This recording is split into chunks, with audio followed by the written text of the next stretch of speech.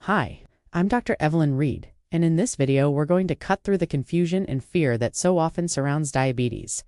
This isn't just about numbers on a page, it's about your health and the health of the people you love. We'll explore the critical and often misunderstood differences between type 1, type 2, and gestational diabetes.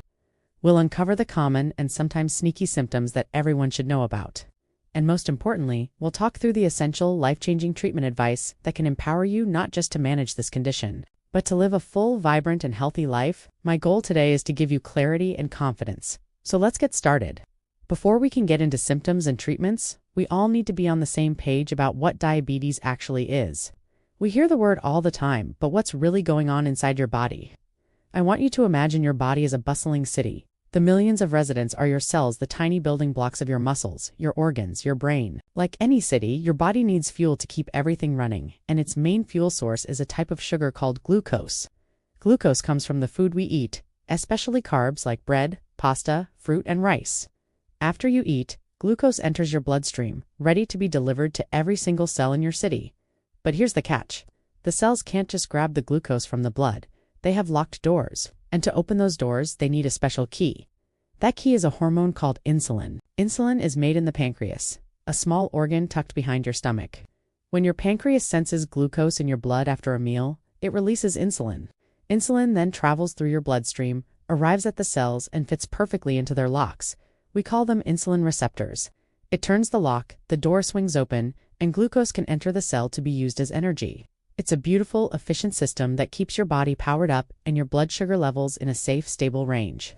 Diabetes is what happens when this system breaks down. For different reasons, which we'll get into. Either the key goes missing, or the locks get rusty and stop working properly. When that happens, glucose can't get into the cells. The doors stay locked. So the glucose just stays in the bloodstream, building up more and more. Meanwhile, the cells are starving for the fuel they desperately need. This state of high blood sugar is the central problem in all types of diabetes. And over time, all that extra sugar in the blood acts like a slow-moving poison, damaging blood vessels and nerves throughout your body, which is what leads to the serious complications of the disease. So, when we talk about managing diabetes, what we're really talking about is finding ways to either replace the missing key or help fix the faulty locks, so we can get that glucose out of the blood and into the cells where it belongs. So, how does your body let you know that this elegant system has gone wrong? The signs can be subtle at first, which is exactly why so many people go undiagnosed. Let's walk through the 7 most common warning signs. Think of them as your body's alarm bells. This is often the first thing people notice. It's a direct result of high blood sugar. When there's too much glucose in your blood, your kidneys, your body's filtration system, have to work overtime to get rid of it. But they can only handle so much. Once the glucose level gets too high, the extra sugar gets dumped into your urine. To do this, the sugar pulls a ton of water from your body along with it. This makes you have to go to the bathroom way more often than usual. All that water loss leaves you dehydrated, which then triggers intense thirst. It's a vicious cycle. You drink more, but you urinate more, and you just can't seem to quench that thirst. This isn't just feeling a bit tired after a long day. This is a profound, bone-deep exhaustion that doesn't go away, no matter how much you rest. Remember our city of starving cells? Even though your blood is full of fuel, glucose your cells can't get to it. Your muscles don't have the energy to move. Your brain doesn't have the energy to think clearly. You're running on empty, despite having a full tank of gas you can't use. That cellular starvation is what causes the debilitating fatigue of uncontrolled diabetes. It sounds completely backward, doesn't it? You've just eaten, your blood is swimming with sugar, yet you feel ravenously hungry. This is your body's desperate response to your cells not getting the energy they need. Your brain gets the signal that your cells are starving, so it tells you to eat more, trying to get more fuel in. The problem is, without working insulin, that extra food just adds more glucose to your already overloaded bloodstream, making the problem worse, while you still feel hungry. This symptom is especially common in type 1 diabetes, but it can happen in type 2 as well. If your cells can't get glucose for energy, your body thinks it's starving and starts breaking down other tissues for fuel. It will begin to burn through your fat stores and even your muscle at a rapid rate. So, even though you might be eating more because of that intense hunger, you find the number on the scale going down. This isn't a healthy weight loss. It's a sign that your body is in a state of crisis. Ever notice your vision getting a bit fuzzy, making you blink a few times to try and clear it up? High blood sugar could be the culprit. The high concentration of glucose in your blood can pull fluid out of the lenses of your eyes. This changes the shape of the lens and messes with your ability to focus properly, causing blurry vision. The good news is that this is often temporary and can clear up once blood sugar levels are back under control. But you should never ignore it. It's a clear warning sign, because long-term high blood sugar can lead to permanent eye damage, a condition called diabetic retinopathy. High blood sugar hurts your body's natural ability to heal and fight off infections. It weakens your immune system and damages your nerves and blood vessels, which reduces blood flow, especially to your hands and feet. Because of this, a simple cut, a blister, or a sore that would normally be gone in a few days might hang around for weeks or even months. You might also find yourself getting more infections, like skin infections, UTIs, or yeast infections, because bacteria and fungi absolutely love a high sugar environment. This last symptom is a sign that high blood sugar has been around for a while and is starting to cause nerve damage, a condition we call diabetic neuropathy. It usually starts in the longest nerves, first the ones that go all the way to your feet and hands. You might feel a pins and needles sensation, burning pain, or even a complete loss of feeling. This is a very serious sign. Numbness means you might not feel a cut or a blister on your foot, which, when combined with slow healing, can lead to dangerous infections. If any of these symptoms sound familiar, it's not a reason to panic, but it is a reason to act. It's a signal to call your doctor and get tested. Now that we know the problem and the symptoms, let's get to the why. Why does the system break down? The answer depends on the type of diabetes, and this is one of the most important things to get straight. Diabetes isn't just one disease. Let's break down the three main types: type 1, type 2, and gestational diabetes. Type 1 diabetes makes up about 5 to 10% of all diabetes cases. We used to call it juvenile diabetes because it often shows up in children and young adults, but we now know it can develop at any age. The cause of type 1 is an autoimmune reaction. Think of your immune system as a highly trained army, designed to find and destroy foreign invaders like viruses. Well, in an autoimmune disease, that army gets confused. It misidentifies a part of your own body as the enemy and launches an attack. In type 1 diabetes, the immune system attacks and destroys the insulin-making cells, the beta cells in the pancreas. It's as if the army decides the factory that makes all the keys for the city is a threat, and so it just dismantles it. The attack is relentless. Eventually, the pancreas can make very little or no insulin at all. The keys are gone. Without insulin, glucose can't get into the cells and blood sugar levels rise to dangerous heights. And I really need to be clear about this. Type 1 diabetes is not caused by diet or lifestyle. You cannot get it from eating too much sugar. It's an autoimmune condition, likely triggered by a mix of genetic risk and environmental factors, like a virus. A person with type 1 diabetes must take insulin every single day to live. Thankfully, we now have antibody tests to screen at-risk family members, even before symptoms appear. There's even a new therapy available, the first of its kind, that can actually delay the onset of full-blown type 1 in at-risk people by targeting that autoimmune process. This is a monumental step forward. Type 2 diabetes is by far the most common form, accounting for 90 to 95% of all cases. Now, unlike type 1 where the problem is a lack of insulin, in type 2, the body does make insulin, at least at first. Sometimes it even makes extra. The problem is with the cells. The locks on the cell doors have become rusty. They're resistant to the insulin key. We call this insulin resistance. The pancreas tries to compensate by pumping out even more insulin, trying to force those rusty locks open. And for a while, that works. The pancreas keeps up with the demand and blood sugar stays pretty normal. But this is like revving an engine in the red zone for years on end. Eventually, the overworked pancreas just starts to wear out. The insulin-making beta cells can't keep up with the massive demand anymore, and their insulin production starts to drop. At that point, you've got a double whammy: insulin resistance plus a relative lack of insulin. This is when blood sugar starts to rise and the symptoms of type 2 diabetes finally appear. So what causes this insulin resistance?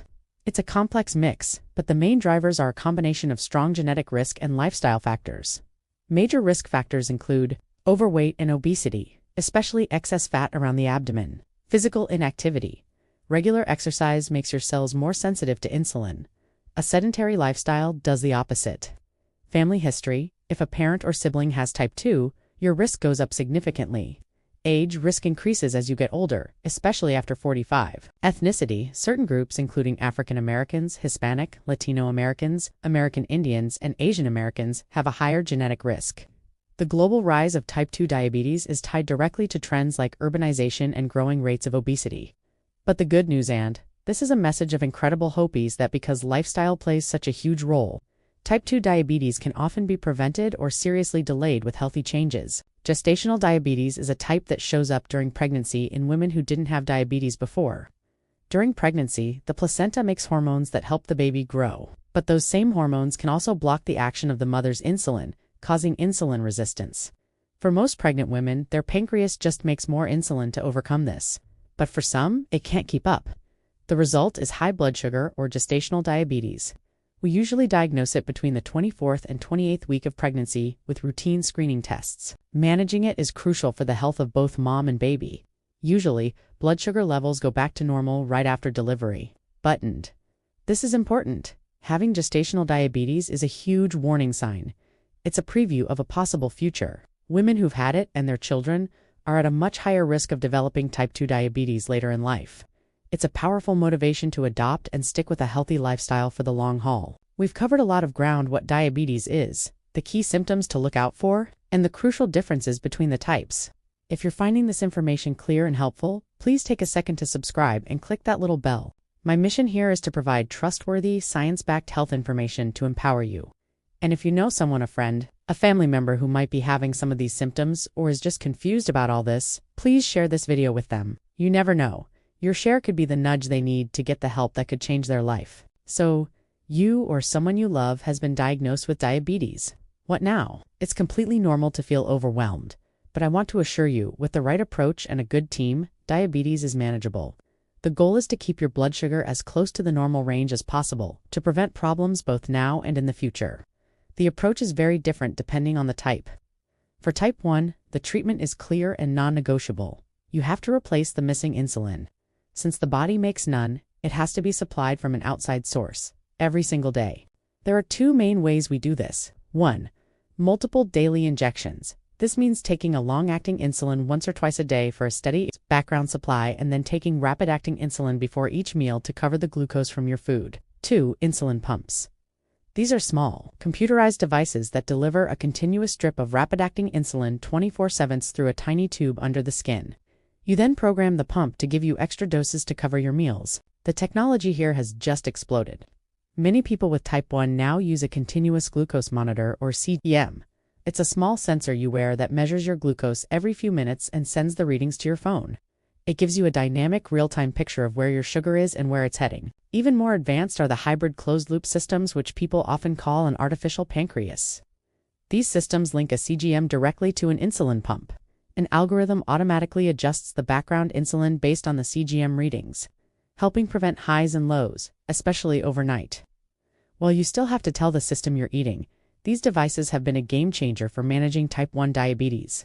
Of course, a healthy diet and regular exercise are still essential to help keep blood sugar levels stable. Managing type 2 is a more layered process. It usually starts with lifestyle changes, and then we add medications as needed. The latest guidelines really emphasize a whole-person approach, focusing on weight management and cutting the risk of heart and kidney disease. Lifestyle changes, especially early on, can have a significant impact on managing diabetes. Healthy eating, a balanced diet with lots of veggies, lean proteins, healthy fats, and mindful carb intake is key. Physical activity, aim for 150 minutes of moderate exercise weekly, plus muscle strengthening activities. Weight management. Losing even 5 to 10% of your body weight can help control blood sugar. Pillar 2, oral medications and non-insulin injectables. When lifestyle changes aren't enough, medication may be needed. Metformin, the first-line medication to reduce glucose production and increase insulin sensitivity. Newer drugs, SGLT2 inhibitors, help kidneys flush out glucose while benefiting the heart and kidneys. GLP-1 receptor agonists, injections that promote insulin release when needed, aiding weight loss. Dual GIP and GLP-1 agonists, the newest drug class, offering powerful blood sugar control and weight loss. Over time, the pancreas may produce less insulin, requiring insulin therapy to manage blood sugar. Managing gestational diabetes. Lifestyle changes are the first line of defense for gestational diabetes, with medication prescribed if necessary to protect both mother and baby. Living with diabetes. Beyond medication, managing diabetes involves day-to-day commitment and understanding risks. Preventing complications. Controlling blood sugar helps avoid cardiovascular disease, kidney issues, nerve damage, eye disease, and foot problems. The power of prevention for those at high risk. Lifestyle changes can reduce the chances of developing type 2 by over 50%. Mental health, diabetes, distress, and mental strain are common, so it's vital to seek emotional support and communicate openly with your healthcare team. Diabetes is manageable with early diagnosis, the right treatment, and a proactive approach to your health. Stay informed, listen to your body, and work with your healthcare team to live a fulfilling life.